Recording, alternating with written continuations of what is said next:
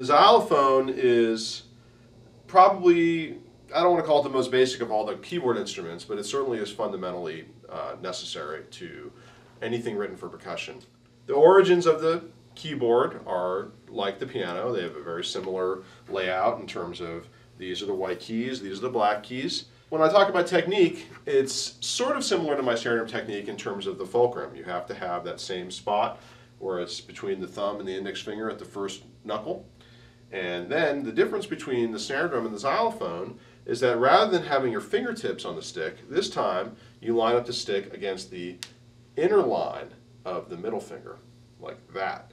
And the reason why that's so crucial is because, again, it controls the rebound of the mallet. And what I do is I create a shell around the mallet and I let it have some play. You never want to grip the mallet because you're going to end up using energy to hold that stick. It's going to choke off the stick, and in turn it's going to create a bad sound on the xylophone. Here's my normal technique. You can hear the resonance. Even though it's just a xylophone, it doesn't ring out, it still resonates a little bit. But if I hold the stick tightly, you can hear the sound changes. Maybe not a drastic amount, but you'll find that if you're trying to play fast and you're gripping the stick like crazy, you're going to slow yourself down. You might even start to hurt yourself, and of course we don't want that. Relaxation is so critical when you play any instrument, but with an instrument as physical as percussion instruments, or I should say instruments as physical as percussion instruments, the more relaxed you are, not only do you get a better sound, you can play faster, more accurately, and it just feels good. To demonstrate on the xylophone, I've decided to play what's probably the most famous xylophone excerpt in the repertoire, Porgy and Bess. And the first thing I'm going to do is I'm going to play the excerpt, and after which I'll show you ways to improve it.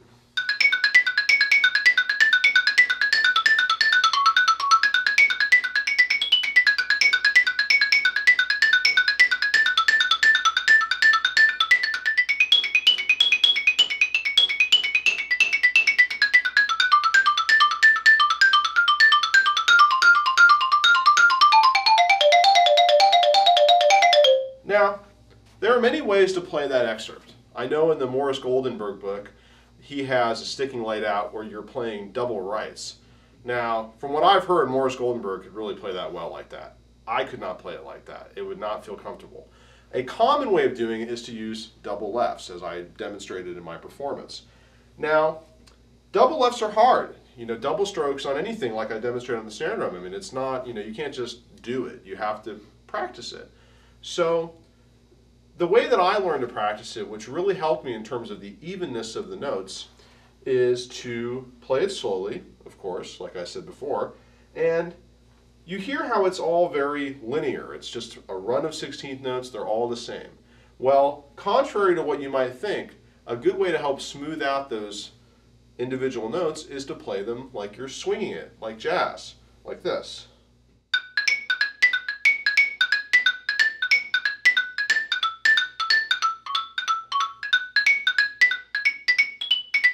Now the reason for that, I couldn't really tell you. It's something about it. It really develops your forearm strength because you're pinching the notes together, you're squeezing them, and something about that when you come back to playing it evenly,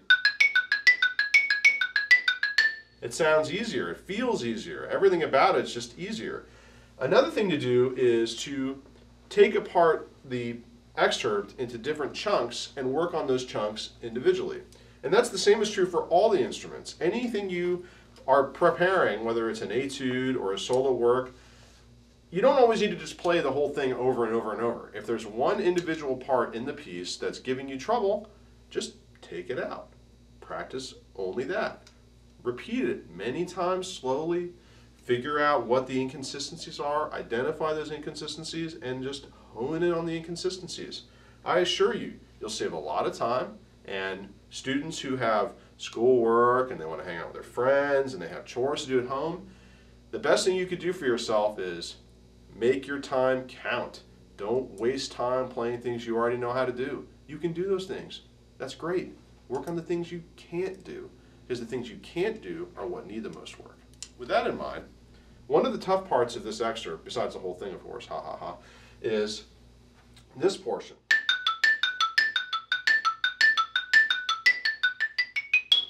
Now that spot is hard because the way I play it, I have double left, and then I have double right.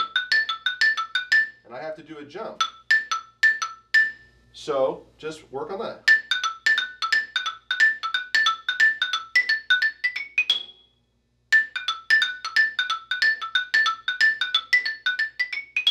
Play that, 8 times at one tempo, and then play it. You played it swung, play it a little less swung,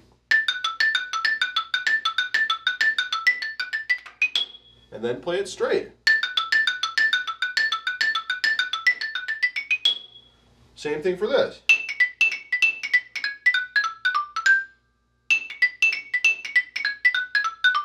That was swung hard. Loosen it up like a soft shoe, so to speak.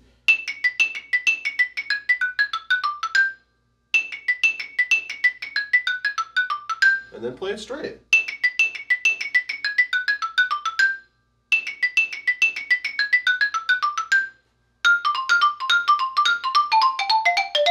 You get the idea. So now I'll play it again. I've just worked on it a little bit. I'm a little warmed up. I think things might sound better.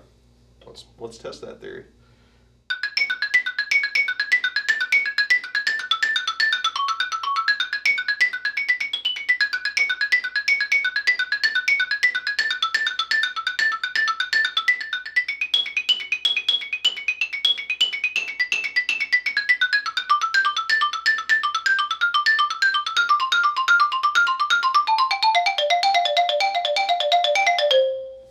So that was Porgy and Bess. You can do the same thing for other excerpts.